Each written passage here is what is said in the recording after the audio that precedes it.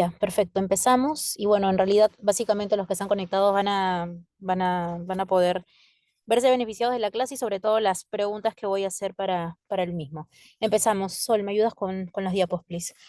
Vamos a hablar hoy día de las enfermedades reumatológicas en los dos grupos etarios, digamos, más extremos o más distantes, tanto en la niñez como en la tercera edad. Muy bien, empezamos. En cuanto a las enfermedades reumatológicas en la niñez, la primera que vamos a hablar es la artritis idiopática juvenil. Me imagino que ustedes ya han visto el tema de artritis reumatoide en el caso de pacientes adultos, edad adulta temprana, pero bueno, en el caso de los niños, hablamos de artritis idiopática juvenil. Importante que lo sepan porque dentro de este grupo de artritis idiopática juvenil nosotros vamos a encontrar subtipos y esa es la principal diferencia con la artritis reumatoide.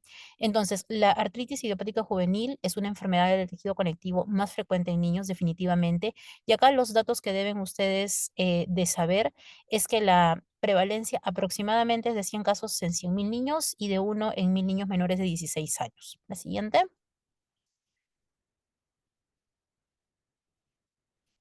La siguiente, Sol.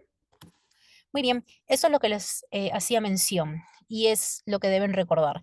Las variantes, bueno, encontramos variante oligoarticular, variante poliarticular, también la variante sistémica relacionada con enfermedad inflamatoria intestinal, psoriática y entre otras, pero la más frecuente y que nunca deben olvidar es la oligoarticular. Si bien es cierto, nosotros cuando hablamos de artritis reumatoide en pacientes adultos, hablamos de un compromiso de poli artralgia bilateral simétrica. En el caso de la población pediátrica, la variante oligoarticular es la más frecuente y no se olviden que oligoarticular hace referencia de 2 a 4 articulaciones y aquí lo que deben recordar es que predominantemente está más asociado al sexo femenino en un 80%. Se dice que las articulaciones más comprometidas suelen ser las rodillas, los tobillos y los codos. Y aquí el dato que no deben olvidar, porque esto es algo muy importante, es que los pacientes en un 70% tienen ANA positivo y cada que lo encontramos de forma positiva y a título más elevado, el paciente tiene un riesgo alto de presentar uveitis. Esto no se olviden porque es el dato más importante de esa diapositiva. Siguiente.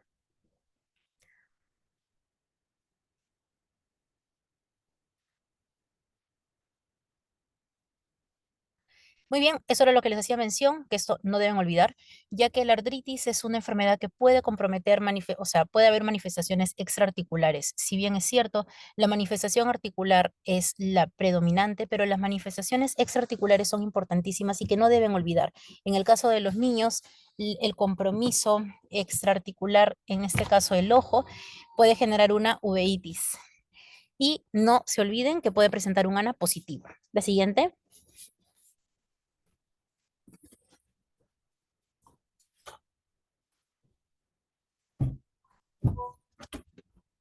Muy bien, eso es lo que les estaba mencionando, la uveitis asociada a artritis idiopática juvenil. El 75% es bilateral, suele ser asintomática, recurrente y no hay signos externos oculares que me hagan pensar en ello, más que la positividad y por ahí puede haber algún tipo de característica que el paciente también nos haga saber. Pero lo más importante, y es lo que les vengo repitiendo varias veces, es que el paciente presenta un ANA positivo. Siguiente.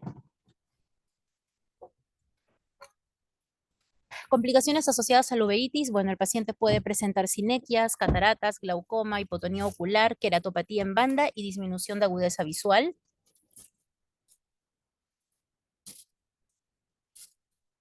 Y las otras presentaciones, les mencioné que la oligoarticular es la más frecuente, pero también puede haber una presentación poliarticular y esto es un número mayor a 4 articulaciones y la misma puede tener un factor reumatoide negativo o un factor reumatoide positivo. Si es positivo, esto se asemeja bastante a un paciente con artritis reumatoide como tal y verán incluso que el grupo etario es mayor, que es la lámina de abajo, pero si es un paciente con factor reumatoide negativo, vemos que suele ser un niño, una niña, en este caso mayoritariamente, de 3 años con síntomas de rigidez matutina, inflamación poliarticular y suele ser también una artritis múltiple simétrica, ¿no? Y el compromiso, no se olviden, en los pequeños suele ser un poco más en rodillas, en articulaciones grandes, en tobillos, a diferencia de la artritis reumatoide.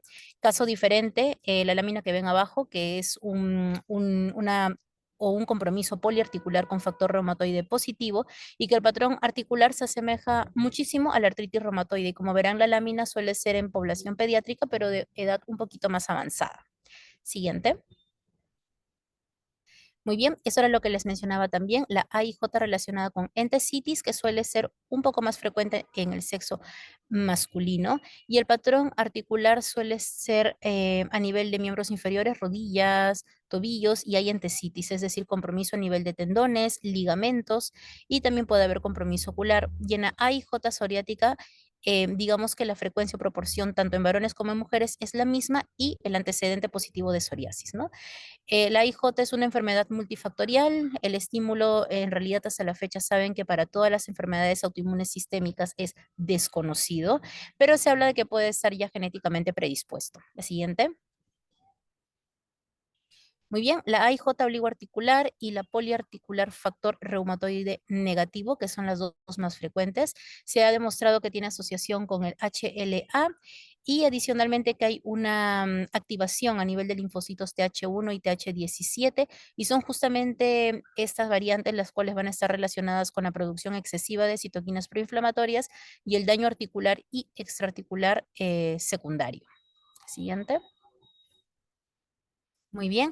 ¿Cuáles son los objetivos del tratamiento como tal? Definitivamente poder aliviar los síntomas articulares, evitar la deformación y también los síntomas extraarticulares, evitar los flares o estas activaciones de la enfermedad y las secuelas que puede tener nuestro paciente. Siguiente. El tratamiento es multidisciplinar definitivamente porque no solamente vamos a dar tratamiento médico con antiinflamatorios, no esteroideos o corticoides, sino en realidad el gol estándar es dar DMARDs o FARMES, ¿no? Estos medicamentos antirreumáticos que me van a ayudar a modificar la enfermedad, sean los clásicos convencionales o los fármacos biológicos. También nos apoyamos con medicina física y rehabilitación y bueno, lamentablemente aquellos pacientes que ya tienen algún tipo de secuela, de la mano con los traumatólogos para poder también poder brindar algún tipo de tratamiento quirúrgico en estos casos, que claro está que no es lo ideal, porque lo que nosotros deseamos es hacer un diagnóstico temprano, oportuno y con ello brindar un tratamiento pronto a estos pacientes. Siguiente. Muy bien, en cuanto a la evolución del tratamiento, como verán, y con los chicos en el hospital lo hemos visto en las prácticas, esto ha ido evolucionando con el paso de los años. Definitivamente lo que antes era solamente brindar antiinflamatorios o corticosteroides, ahora en todas las guías hablamos acerca de brindar DMARDs o medicamentos, fármacos antirreumáticos modificadores de la enfermedad, ya sea los clásicos que nosotros conocemos como el metotrexato, sulfasalacina, leflunomida, o medicamentos biológicos como los anti-TNF, como el adalimumab, el certolizumab, golimumab, o medicamentos inhibidores de interleuquina 6 como el tocilizumab, entre otros. Siguiente. Muy bien, metotrexato ya lo conocen, me imagino cuando han tenido la oportunidad de rotar en el hospital, ahora que están en el capítulo de reumatología. Metotrexato es la droga más antigua, es el DMARD de elección en estos pacientes con compromiso articular, ya sea AIJ o NAR. Lo importante que deben saber aquí es que la dosis que se administra en la población pediátrica es de 10 a 15 miligramos por metro cuadrado semanal. Importante tener en consideración los side effects o efectos secundarios gastrointestinales, náuseas, vómitos, elevación de enzimas hepáticas y de esta manera nosotros hacemos un control de perfil hepático de forma constante. Siguiente. Muy bien, medicamentos biológicos, lo que les mencioné hace un momento, inhibidores del factor de necrosis tumoral alfa, interleuquina 1, interleuquina 6, cada uno de ellos con un mecanismo de acción diferente. Mencionar que el anti-TNF, en el caso de AIJ no sistémica, recomendamos etanercept, pacientes que también pueden utilizar IL-1 como canakinumab o pacientes que pueden utilizar anticuerpos monoclonales tipo inhibidores del factor de necrosis tumoral como adalimumab o infliximab en pacientes con AIJ no sistémica. Siguiente. Estos medicamentos que pueden ver aquí, nosotros acá en nuestro país tenemos el de la mano derecha, anticuerpo monoclonal contra el receptor de interleuquina 6, tocilizumab, que también lo utilizamos en pacientes con diagnóstico de AIJ, variante sistémica y no sistémica. El que ven a la mano izquierda, inhibidor de IL-1, anakinra, ese no lo tenemos presente aquí, pero es importante también que lo sepan. Siguiente. Muy bien, este cuadrito es un cuadrito muy interesante, básicamente como para que no olviden todos los subtipos de AIJ que tenemos en la población pediátrica. Lo que les mencioné, el más frecuente, oligoarticular. Después del oligoarticular tenemos poliarticular, el cual puede ser factor reumatoide negativo o factor reumatoide positivo. Aquí el factor reumatoide positivo casi igual a una presentación de paciente con artritis reumatoide. La variante sistémica, que no solo es el compromiso articular, sino que también va a generar compromiso sistémico, como lo menciona el nombre, es decir, con síntomas constitucionales, compromiso cutáneo como exantema y también serositis, la artritis relacionada con entesitis, la psoriática y también la indiferenciada. Siguiente. Muy bien, para realizar el diagnóstico, básicamente en el caso de la artritis idiopática juvenil sistémica es clínico. Ya saben que no solo encontramos el compromiso articular, sino también el compromiso sistémico, cutáneo, y es importantísimo también valorar siempre el compromiso de serosas. Siguiente. Muy bien, acá habla acerca de los diagnósticos y las diferencias que tenemos que realizar. Importantísimo siempre en población pediátrica hacer esta disquisición en pacientes menores de 5 años y mayores de 5 años, ya que estos pacientes pueden tener algún tipo de infección asociada, ya sea viral, bacteriana, algún grado de malignidad o una vasculitis asociada, enfermedad autoinflamatoria o algún tipo de vasculitis. Siguiente. Laboratorio, bueno, cuando nosotros hacemos un dosaje en pacientes con AIJ variante sistémica, podemos encontrar compromiso hematológico como leucocitosis, trombocitosis, elevación de reactantes de fase aguda como BCG-PCR y la hipergamaglobulinemia, ¿no?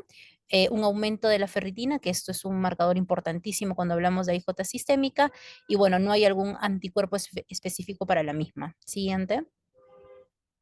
Muy bien, cuando hablamos de el lupus eritematoso sistémico en pacientes pediátricos, importantísimo que sepan que mientras menor es la edad de un paciente con diagnóstico de se comporta de una manera más agresiva, ¿sí? La siguiente. En cuanto a la incidencia, pues aproximadamente hablamos de un 15% del total de pacientes con y lo que les mencioné es un momento, ¿no? Menor edad, más agresividad de la enfermedad. Siguiente. Aquí lo importante que ustedes deben saber es que los pacientes tienen compromiso constitucional como fiebre, baja de peso, fatiga, hay compromiso articular como artritis, artralgias y también compromiso cutáneo como el exantema malar. Se dice que estos pacientes con compromiso renal, de hecho, se presentan de una forma muy agresiva y si es que lo presentan, suele definir el pronóstico de estos pacientes. Siguiente. Esta imagen podemos nosotros evidenciar en una paciente pediátrica con el característico rash malar, eritema, un poco de descamación en región fotoexpuesta que respeta el surco nasogeniano. Siguiente. Muy bien, importante que sepan el compromiso renal, en este caso pacientes con nefritis lúpica, que aparecen un 50-80% de los pacientes con pediátrico. Importantísimo que sepan que en este caso los pacientes pueden presentar hematuria, proteinuria, que puede llevar incluso hasta un síndrome nefrótico, hipertensión arterial o un deterioro de la función renal. Y como les mencioné, bueno, acá los chicos en práctica son 6 estadios. En el caso de nefritis lúpica, tampoco olviden ese dato. Siguiente. Muy bien, compromiso neuropsiquiátrico. Saben que puede haber hasta entre 7 a 11 compromisos que ustedes no deben olvidar. Por ejemplo, la cefalea, convulsiones, enfermedad vascular cerebral, meningitis aséptica, neuropatía, trastornos del movimiento y cambios de estado de ánimo. De todo lo que les he mencionado, tanto las convulsiones como psicosis, delirio o compromiso de par craneal son criterios de severidad. En el caso del compromiso hematológico, la leucopenia, linfopenia, trombocitopenia y anemia hemolítica son aquellas que también pueden asociar a severidad de nuestros pacientes. Siguiente. Cardiopulmonar, eso sí importantísimo que no se olviden porque en los niños el compromiso cardiopulmonar es bastante frecuente, ya no solo serosa, sino también un compromiso de hipertensión pulmonar, problema valvular, entre otras. Compromiso gastrointestinal como dolor abdominal que puede asemejar a un abdomen agudo, compromiso gastrointestinal también como una diarrea, hepatitis autoinmune, entre otras. Y mucocutáneo con el compromiso clásico exantema malar, fotosensibilidad y úlceras orales. Siguiente. Estas lesiones que pueden ver aquí, lesiones vasculíticas, también característica en paciente con lupus eritematoso sistémico. Siguiente. Bueno, los criterios que se han ido modificando, tanto los del ACR 97, SLIC 2012 y ACR Euler del 2019, todos estos criterios que nos permiten clasificar para hablar si es que un paciente presenta o no características para yo poder clasificarlo como lupus eritematoso sistémico. De hecho, que esto lo van a ver a detalle cuando hagan la clase de lupus eritematoso. Siguiente. Cuando hablamos del tratamiento en el ex pediátrico, no se olviden que nosotros siempre utilizamos corticosteroides. La idea es utilizar dosis altas y de forma endovenosa tipo pulso o mini pulso en situaciones de gravedad y luego hacer un tapering o reducción progresiva y no sobrepasar los 0,5 miligramos por kilo de peso al día, ¿no? Las tendencias ahora son utilizar lo mínimo de corticoides por los side effects que pueden tener, hidroxicloroquina como inmunomodulador y acá también hablamos de una dosis ajustada, anteriormente era una dosis amplia, pero ahora hablamos de dosis ajustada para evitar también la toxicidad, de 5 miligramos por kilo de peso día como dosis máxima, inmunosupresores acá ya saben también, ¿no? Dependiendo del compromiso, si es metotrexato, de preferencia cuando el paciente tiene un compromiso articular, azatioprina cuando hay un compromiso cutáneo o hematológico, micofenolato mofetilo y ciclofosfamida reservados sobre todo para criterios de gravedad, tanto compromiso renal, compromiso pulmonar o compromiso neuropsiquiátrico. Y bueno, la terapia biológica aquí, medicamento o sea, un anti-CD20, rituximab, que lo utilizamos bastante en pacientes con lupus, pero importante que sepan que es off-label. Siguiente.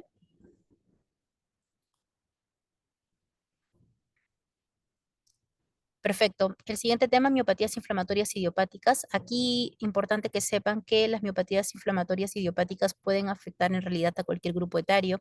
Tal vez mencionar a propósito del caso la dermatomiositis, que es un acápite especial en este grupo etario, la dermatomiositis juvenil, y que aquí hablamos como punto de corte menor a 18 años, que lo veremos. La siguiente diapositiva, por favor.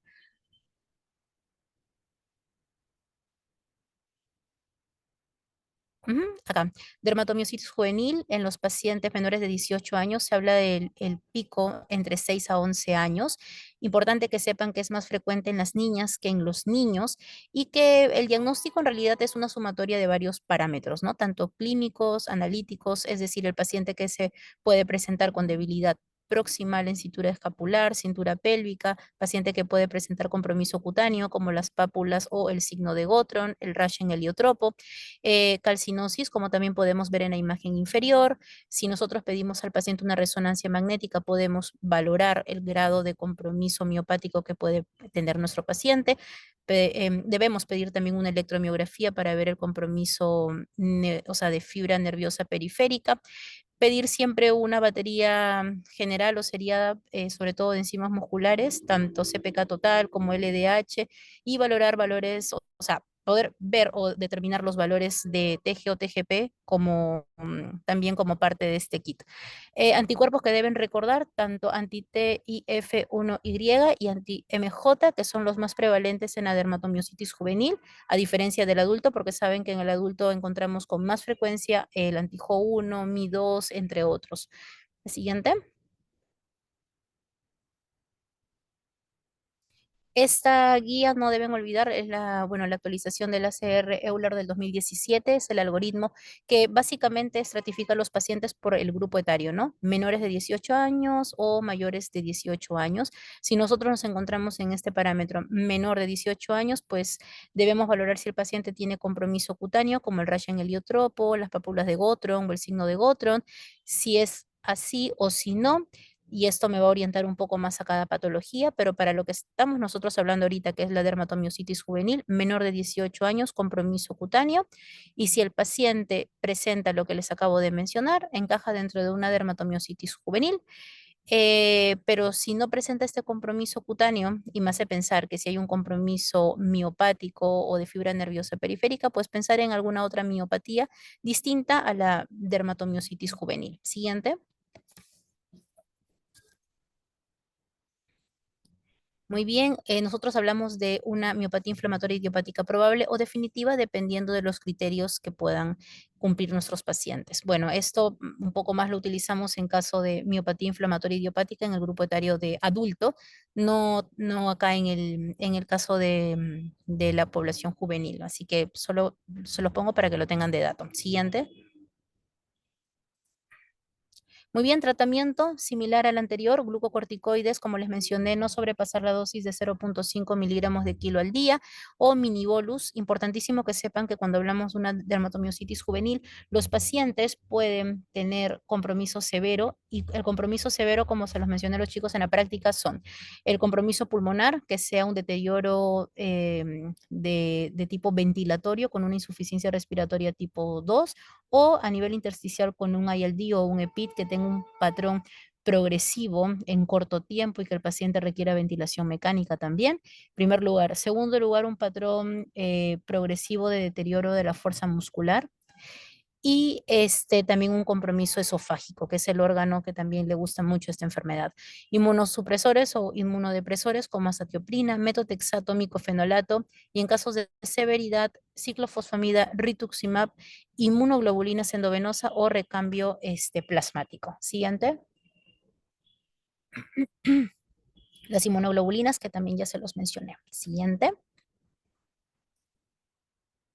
Y rituximab, que también lo utilizamos en esta indicación, si bien es cierto, no está aprobado por FDA y EMA, pero es un uso off-label y sí funciona en esos pacientitos. Ya saben, se reserva al igual que las inmunoglobulinas en caso de severidad. Siguiente. La esclerosis sistémica, como saben, es una enfermedad que compromete también todos los sistemas. Esta puede ser una presentación difusa o o una presentación limitada, depende de ello también el pronóstico de nuestros pacientes. Acá lo importante que deben saber es que hacemos un punto de corte de 8 años, siendo menor a 8 años en el sexo femenino y masculino igual. Más de 8 años se hace una relación 3:1, siendo más predominante en el sexo femenino que masculino. Siguiente.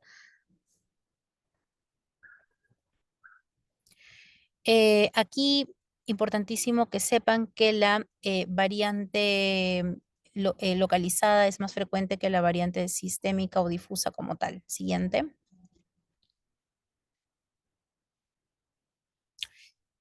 Con esta imagen o esta tablita nosotros podemos encajar cuando hablamos de una esclerodermia juvenil localizada, cuando hablamos también de un compromiso circunscrito de morfea, lineal, una esclerodermia lineal, una morfea generalizada, panesclerótica o un compromiso mixto. Siguiente.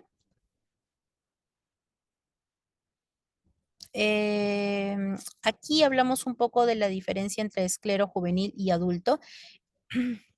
Importante que sepan que en el caso de los pacientes de edad pediátrica, el punto de corte 8 años, no se olviden, y tiene menor mortalidad si es que no hay compromiso cardíaco, pero si es que el paciente tiene un compromiso cardíaco como tal, la mortalidad es mucho mayor, ¿sí? La siguiente, por favor.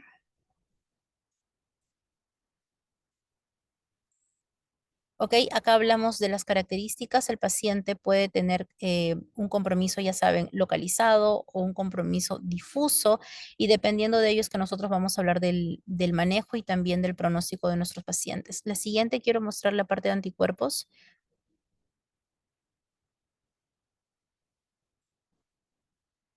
Bueno, los criterios PRESA, CR Euler del 2007 y los del 2013, esto básicamente para poder estratificar y decir si nuestro paciente clasifica o no como una esclerosis sistémica. La siguiente, por favor. Ya, esta es la diferenciación entre el compromiso difuso, limitado o un síndrome de overlap. Aquí lo que no deben olvidar es que si hablamos de un compromiso difuso a nivel cutáneo, va a haber un compromiso generalizado como tal, o sea, a nivel cutáneo en toda la superficie corporal. A diferencia que cuando es limitado, como verán, incluso solamente hablamos de esclerodactilia o un compromiso que va de metacarpofalángicas en adelante. El compromiso cuando es limitado gastrointestinal hablamos de una dismotilidad esofágica y cuando es difuso hablamos de un compromiso con mayor relevancia a nivel cardíaco, renal y pulmonar. Siguiente.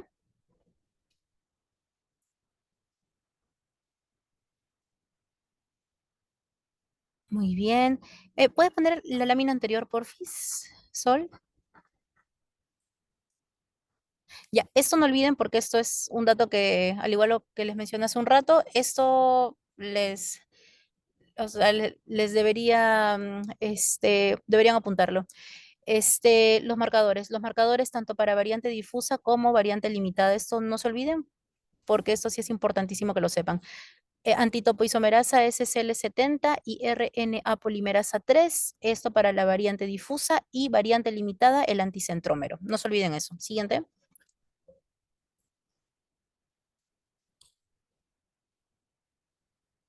Muy bien, estos son los compromisos clínicos, tanto vascular como pulmonar, cardiovascular, renal. Acá lo que deben recordar es que estos pacientes van a presentar, la gran mayoría, un fenómeno de Raynaud, compromiso pulmonar con hipertensión arterial pulmonar, cardíaco como hipertensión también, o anormalidades valvulares o de miocardio, crisis renal, la cual no es tan frecuente, pero si es que la presenta el paciente, hay que pensar que puede estar asociado a consumo de dosis altas de corticosteroides. Compromiso gastrointestinal, saben que a esta enfermedad, al igual que las miopatías inflamatorias, le gusta mucho el tracto esofágico, músculo esquelético con compromiso a nivel en realidad generalizado, también compromiso articular como sinovitis, tendones y músculos. Siguiente.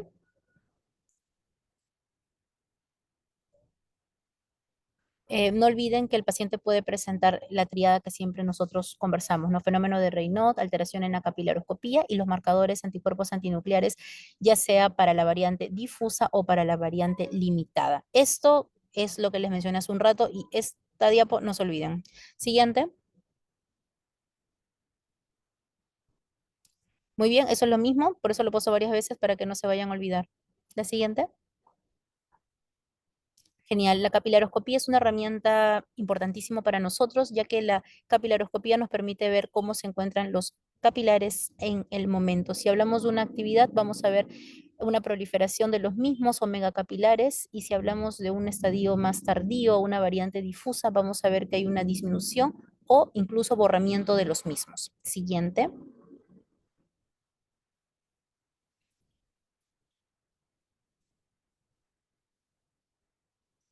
Muy bien.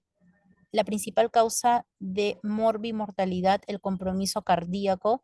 Esto es lo más importante que deben recordar en los pacientes, ya sea con compromiso de serosas, una falla cardíaca o una hipertensión pulmonar. Siguiente.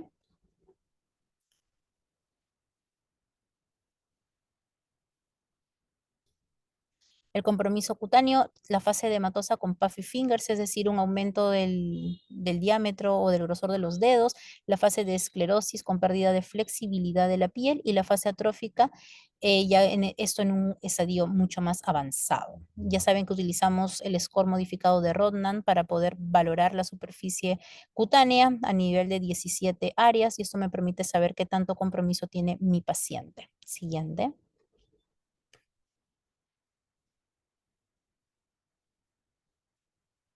Compromiso pulmonar importantísimo, ya saben, como conversamos también acá en el hospital, hay el DIEPIT con un patrón de neumonía intersticial no específica, es el más frecuente en nuestros pacientes. Y bueno, no solo el intersticio, sino también a nivel de la hipertensión pulmonar. Siguiente.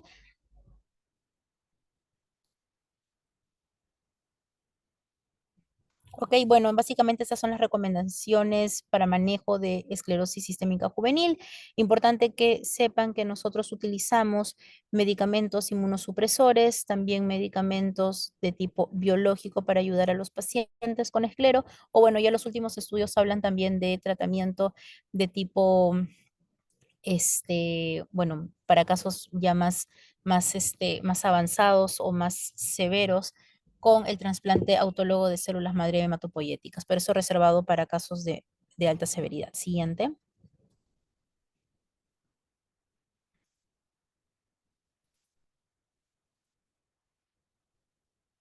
Muy bien, esto es la evolución de la enfermedad a lo largo del tiempo. Es, bueno, es un score, ¿no? El J4S es un score que me permite predecir y estratificar a mis pacientes en qué escenario se encuentran, ¿no? En un escenario leve, moderado, severo, y dependiendo de ello es el tratamiento que yo puedo brindar a mis pacientes. Siguiente.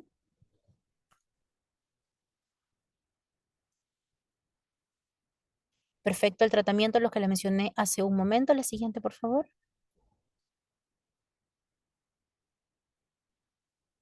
Los DMARDs o inmunosupresores, los fármacos los fármacos modificadores de enfermedad antirreumáticos, que los vimos en AR, los hemos visto en GLES, en miopatías inflamatorias y esclerosis sistémica no es la excepción. Tratamiento de tipo biológico como rituximab, tocilizumab y lo otro que les mencioné, que es algo que estamos utilizando hace muy poco tiempo, ¿no? De hecho, acá en nuestro país todavía no, se está utilizando en Europa, pero se deja reservado para casos muy, muy severos. Siguiente. Este algoritmo me permite estratificar a mi paciente y sobre todo ver qué tratamiento voy a utilizar. Ya saben, si es piel y o articulación, metotrexato siempre. Si es corazón, compromiso cardíaco, compromiso pulmonar, micofenolato o ciclofosfamida, al igual que en compromiso renal. Y si es una paciente que está con una enfermedad estable, básicamente drogas sintomáticas, ¿no? Ya saben, los calcio antagonistas para fenómeno de Raynaud, nifedipino, entre otros. Siguiente. En conclusión, bueno, en este caso, a diferencia del adulto, que lo más frecuente es la variante limitada, en este caso, el 90% lo más frecuente es el compromiso o afectación difusa. Hay una menor afectación orgánica al momento del diagnóstico y hay una asociación con overlap. Siguiente. Perfecto. Pasamos al otro tema. Saben, ese tema es bastante amplio, de hecho, he tratado de reducir lo más que se pueda. Afecciones reumatológicas del adulto mayor. Siguiente. Bueno, básicamente la osteoartritis o artrosis, que son sinónimos, importante que sepan que es la enfermedad articular más común en los adultos mayores y es más frecuente en la población femenina que masculina. Importante también que sepan que a mayor edad, mayor prevalencia. Siguiente.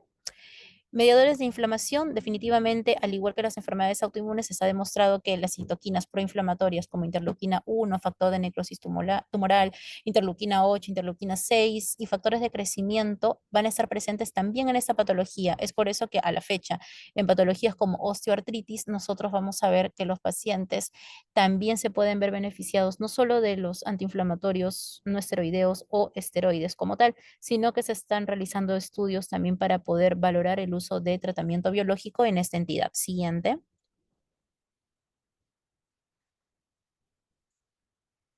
Esta guía, la del 2019, nos hace referencia al manejo de osteoartritis en nuestros pacientes. La siguiente.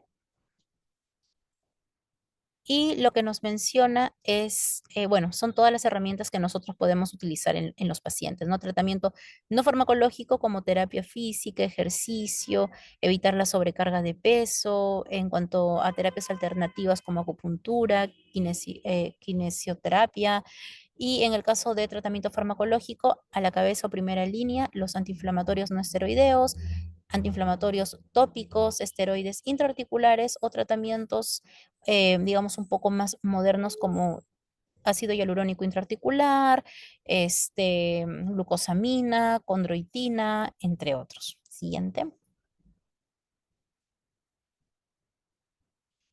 Aquí definitivamente lo que está en color verde oscuro es el que tiene mayor evidencia, tanto el ejercicio como también la pérdida de peso, los programas de autocuidado y bueno, el resto de indicaciones como medicamentos, esto siempre asociado a cuadros de dolor e inflamación que pueda presentar nuestros pacientes. Siguiente. Eso era lo que les mencionaba. Antiinflamatorios no esteroideos son los más característicos y esto de preferencia condicional en nuestros pacientes y lo demás con una evidencia todavía no tan demostrado hasta la fecha. Siguiente.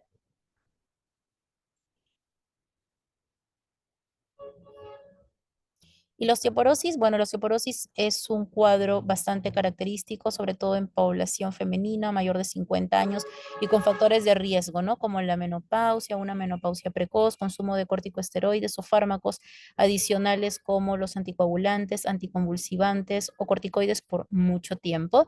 Y se conoce porque es una disminución de la densidad a nivel del hueso y predispone que el paciente pueda tener un mayor riesgo a tener una fractura patológica. Siguiente.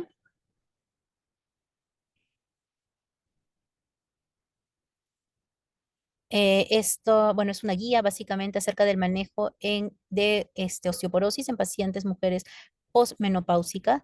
Y aquí las características que les mencioné, ¿no?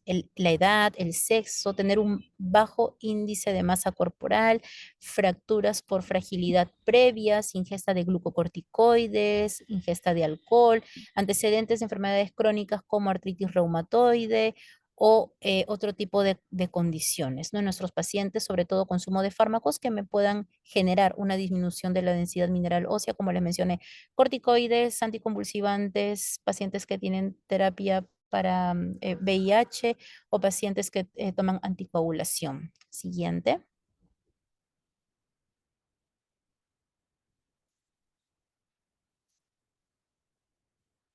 Muy bien, esto no se olviden porque esto es importantísimo que sepan.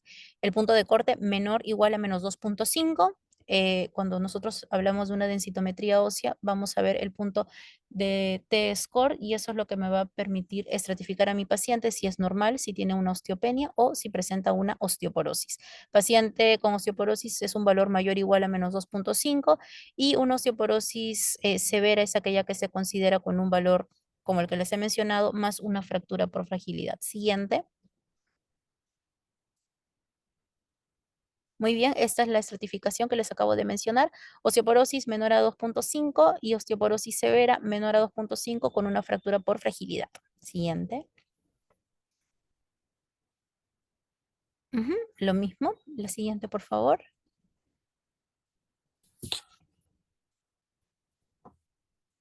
Esto es importante que también lo puedan saber. Es el índice FRAX y el FRAX también me permite estratificar a mi paciente con ciertos factores que me pueden predecir si es que tiene mayor o tiene menor riesgo de tener una fractura, en este caso, pacientes con diagnóstico de osteoporosis. Siguiente, por favor.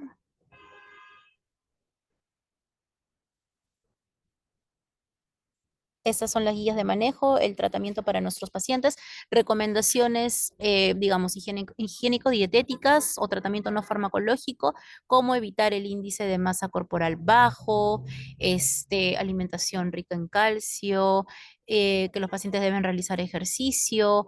Y bueno, el tratamiento, ya saben, citrato de calcio, 1.500 miligramos día, más vitamina D, 800 unidades internacionales y utilizamos los antirresortivos o fijadores de calcio como el ácido alendrónico de 70 miligramos que se toma una pastilla semanal, el ácido ibandrónico de 150 miligramos que se toma una pastilla mensual o el ácido soledrónico de 5 gramos que se utiliza una ampolla endovenoso una vez al año.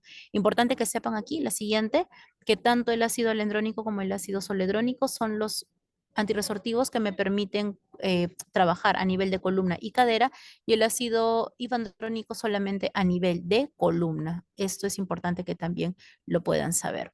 Todos de la misma familia antirresortivos y el que es diferente a los mencionados sería el denosumab, que es un medicamento que me va a ayudar no solo a detener este desgaste que va a haber a nivel de la parte ósea, sino también ayuda a formar hueso. Esta es una ampolla de 60 miligramos que se aplica de forma subcutánea cada 6 meses. Siguiente.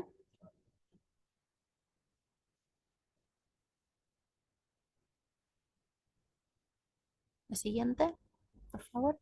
Muy bien, y bueno, aquí importante saber, ya saben, pacientes que puedan tener una osteoporosis secundaria por glucocorticoides, bueno, nosotros siempre debemos evitar la dosis mayor o igual a 7,5 miligramos equivalente de prednisona, y es por eso que siempre hacemos ese hincapié, ¿no? Evitar dosis altas de corticoides. Ya verán los chicos cuando, bueno, han venido acá, estamos en práctica, vemos que lo que nosotros siempre recomendamos es dosis bajas de cortis, y si es que las tenemos altas, por poco tiempo. Siguiente.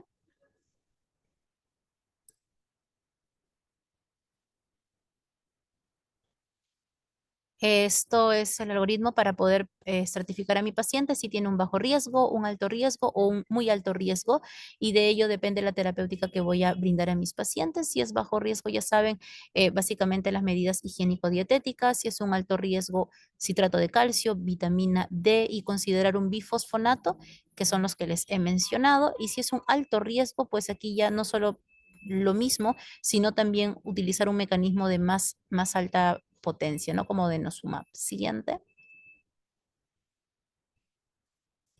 Muy bien, estos son algunos tips, sobre todo para el tamizaje de pacientes con osteoporosis. Toda mujer mayor igual a 50 años, realizar una densitometría ósea, y si es que tiene estos factores que en el FRAX lo hemos visto, osteoporosis secundaria, que haya tenido una fractura por fragilidad o factores de riesgo, pues con mayor razón. Siguiente.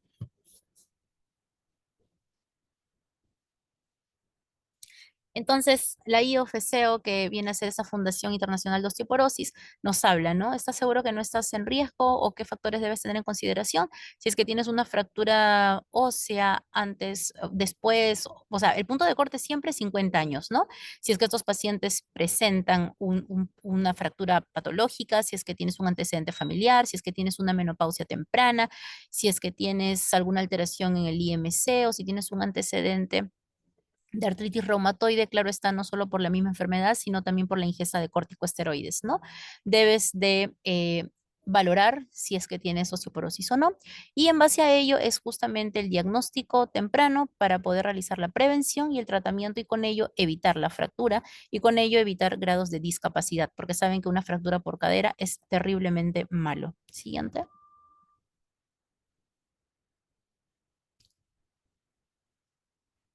Siguiente, por favor.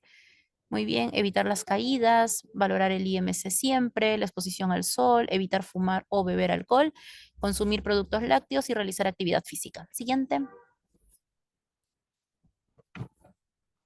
Muy bien, chicos, eso sería todo. No olviden en la parte que he hecho más hincapié, las preguntas del examen van a venir de aquí. Yo soy reumatóloga, pero soy especialista en enfermedades autoinmunes, así que mis preguntas irán mayor dirigido para ello.